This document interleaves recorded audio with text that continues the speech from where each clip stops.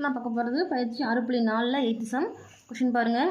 x minus 5 divided by 5m plus 2 equal 2 minus y divided by 5 equal 1 minus z divided by minus 1 மற்றும் x equal 2y plus 1 divided by 4m equal 1 minus z divided by minus 3 என்ற நேர்கோடுகள் ஒன்றுக்கொன்று செங்குத்தானவை எனில் m இன் மதிப்பை காண்க.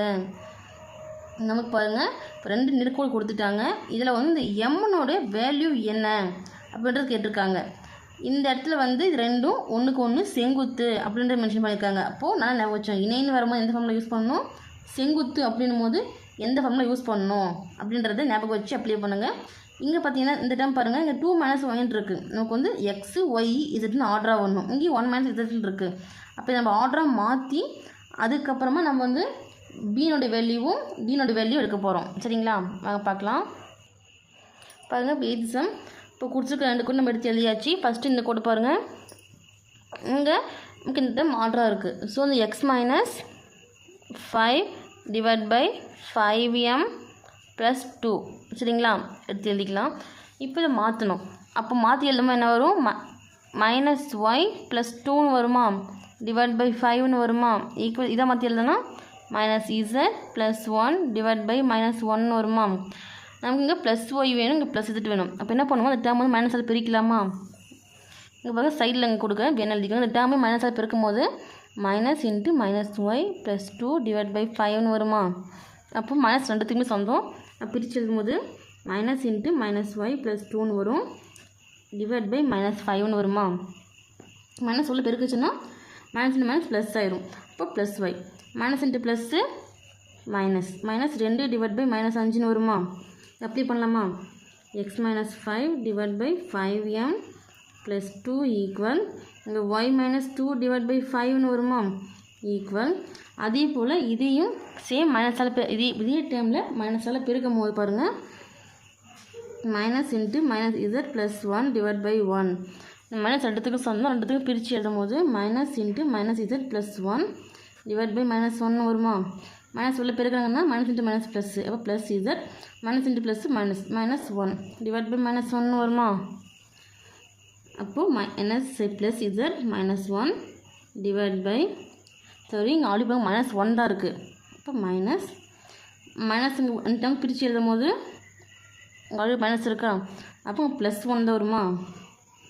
இப்போ இதெல்லாம் தேவையான order நம்ம எடுத்து எழுதியாச்சு.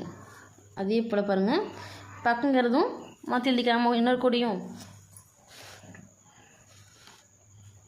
மாற்றி எழுதும் போது இந்த எக்ஸ் அப்படியே வரும். கீழே எதுவுமே இல்லைன்னா ஒன்றுக்கு தான் அர்த்தம். அப்போ எக்ஸ் மைனஸ் 1. இங்கே பாருங்கள், இங்கே 2y இருக்கா, நமக்கு இங்கே ஒய் மட்டும்தான் வேணும். அப்போ என்ன பண்ணுவோம், 2ஆல் வகுக்கலாமா மேலேயும் கீழேயும். அப்போ 2ஆல் வகுத்தாங்க நமக்கு என்ன கிடைக்கும், இங்கே பாருங்கள் சைடில் இங்கே கொடுக்குறேன், 2ஆல் அனுப்பி வகுக்க போகிறோம். 2y ப்ளஸ் 1 டிவைட் பை 2ன்னு, அதே போல் கீழே வந்து 4m டிவைட் பை 2ன்னு வகுக்க போகிறோம். சரிங்களா, இந்த ரெண்டு வந்து ரெண்டு டேர்முக்குமே வரும். அப்போ என்ன பண்ணுவோம், அடுத்த ஸ்டெப் மாற்றி எழுதும் போது 2y divide by 2 plus 1 divide by 2ன்னு பிரித்து எழுதுவோமா, டிவைட் பை இது 1 2 2 4, அப்போது 2mன்னு வரும். இப்போ இந்த ரெண்டு கேன்சல் ஆயிருமா, கேன்சல் ஆச்சுன்னா என்ன வரும், y plus 1 divide by 2 divide by 2mன்னு வருமா.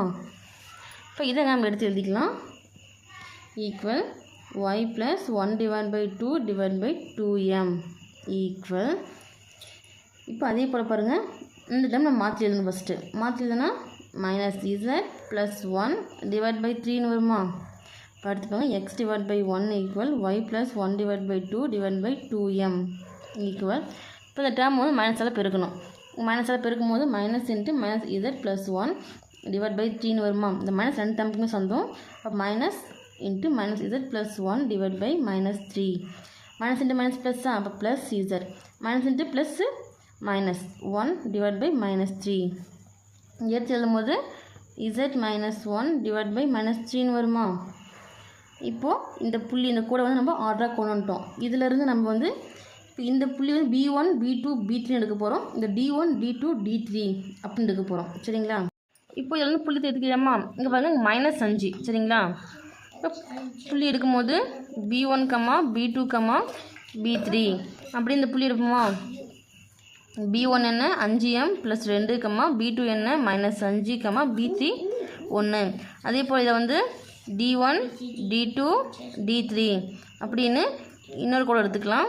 D1 என்ன 1, D2 என்ன 2m, D3 என்ன -3. சரிங்களா? அப்போ செங்குத்தான அப்படின்னா பாவம் நமக்கு தெரியும். இரு நேர்கோடுகளும் செங்குத்தானவை இனி இதுக்கான ஃபார்முலா பாருங்கள். இப்போ இணையானவை போது எந்த ஃபார்முலா வரணும், செங்குத்தானவை போது எந்த ஃபார்முலா வரணுன்றதை கரெக்டாக ஞாபகம் வச்சுக்கோங்க.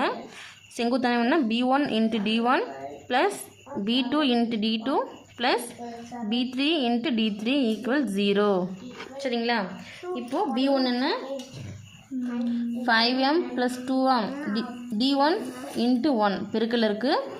B2 -5 D2 2m அடுத்து பாருங்கள் ப்ளஸ் B3 1 D3 -3 = 0. சரிங்களா? இந்த இதை பாருங்கள் நம்ம கொஷின்லேயே வந்து இங்கே வந்து -3 கொடுத்துருக்கிறதுனால நமக்கு +3 அப்படின்னு வரும். சரிங்களா? அப்போ நமக்கு D3 வந்து +3.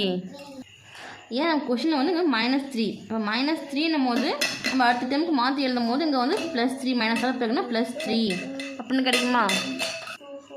அப்போ இன்ட்டு இங்கே +3 இப்போ இருக்கும் பாருங்கள். ஒன்றோட பெருக்குமா நமக்கு அதே டைம் தான் கிடைக்கும். இப்போ 5m + 2 அடுத்து பாருங்கள் -5 × -2 ப்ளஸ் இன்ட்டு -10m அடுத்து பாருங்கள் 1 × 3 3 இப்போ +3 = 0. இப்போது +5m -10m கழிச்சா -5m +2 +3 அப்போ கூட்டினா +5 = 0. நமக்கு m மட்டும் தான் வேணும். இப்போ இந்த பக்கம் +5 இந்த பக்கம் வச்சா -5 மாறுமா? அப்போ -5m = -5 m மட்டும் தான் வேணும். அப்போ m மட்டும் வச்சுட்டு இங்கே பெருக்கல் இருக்கிற -5 இந்த பக்கம் வச்சா வகுத்தில் வருமா? -5 × -5 கேன்சல் ஆயிரும். 5 கேன்சல் ஆயிரும். அப்போ m ஓட வேல்யூ 1. சரிங்களா? பிளாக்ல கொடுத்துக்கோங்க.